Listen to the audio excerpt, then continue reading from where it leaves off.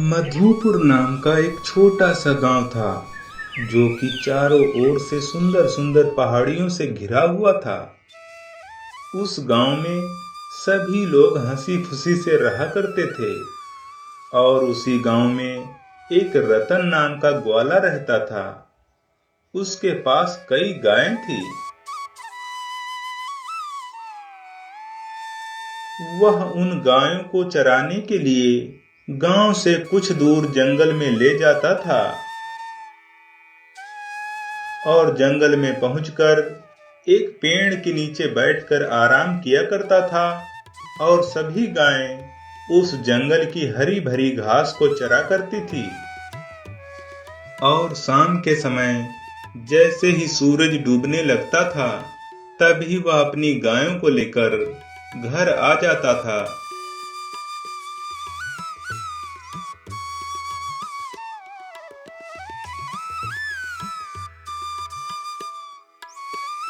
अरे भाग्यवान, दूध निकालने के लिए कोई जल्दी से बर्तन ले आओ, वरना हमें दूध बेचने जाने में देर हो जाएगी। तभी उसकी पत्नी दूध निकालने के लिए बर्तन लेकर आ जाती है और वह गायों का दूध निकालकर बेचने के लिए चला जाता है। दूध बेचकर पैसे कमाना ही उसका एकमात्र सहारा था।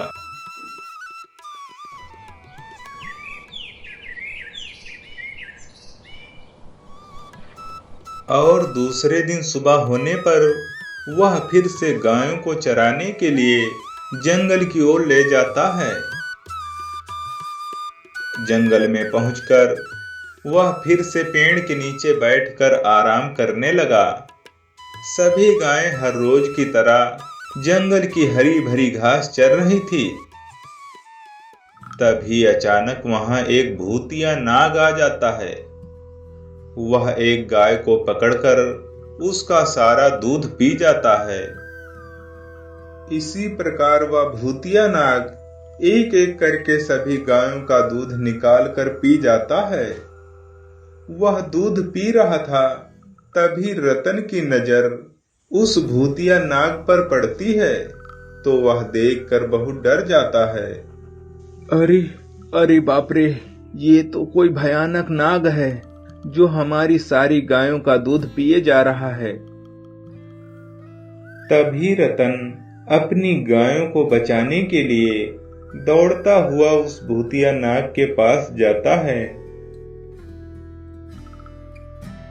अरे ओ नालायक, तू मेरी गायों को छोड़कर यहाँ से चला जा, वरना मैं तुझे अभी मार डालूंगा। मूर्ख इंसान, तू मुझे मार डालेगा। तुझे नहीं पता कि मैं कितना विषैला हूँ। मेरे विष के आगे तू थोड़ी देर भी नहीं टिक पाएगा। अगर देखना चाहता है तो देख ले मेरे विष का प्रभाव। इतना कहकर वह भूतिया नाग एक पेड़ पर जोर से फुसकार मारता है तो वह पेड़ तुरंत सूख जाता है। यह देखकर रतन बहुत डर गया। हे नागराज, मुझे क्षमा कर दो।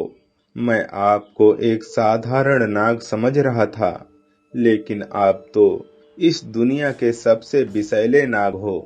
मुझे क्षमा कर दो, मेरी जान बख्श दो।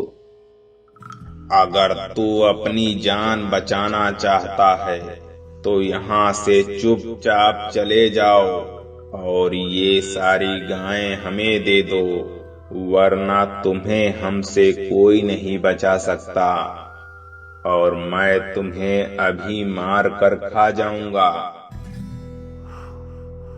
उस नाग की बात सुनकर रतन बहुत भयभीत हो जाता है।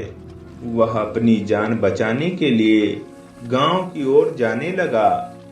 वह गांव जा रहा था, परंतु उसे अपनी गायों की याद बहुत आ रही थी, इसलिए वह एक पेड़ के नीचे बैठकर रोने लगा। हे भगवान, उस नाग ने तो हमारी सारी गायों को छीन लिया है। अब मैं अपने परिवार का खर्च कैसे चला पाऊंगा। अब तो मेरे बीबी और बच्चे भूखे ही मर जाएंगे। रतन जिस पेड़ के नीचे बैठा रो रहा था, उसी पेड़ पर एक गरुड़ पक्षी बैठा हुआ था, जो रतन को रोता हुआ देखकर उसके पास आता है और कहने लगा, मानव, तुम रो क्यों रहे हो? क्या बात है, हमें बताओ, शायद मैं तुम्हारी कुछ मदद कर सकूं। उस गरुड़ पक्षी के पूछने पर रतन उस भूतिया नाग के बारे में सब कुछ बताता है। तो वह पक्षी कहने लगा, मानव, तुम बिल्कुल भी चिंता ना करो, क्योंकि मेरे पंजों में इतनी ताकत है कि मैं उस भूतिया सांप के बच्चे को फाड़ कर रख देंगे। इसलिए अब तुम मुझे उस सांप के पास लेकर चलो।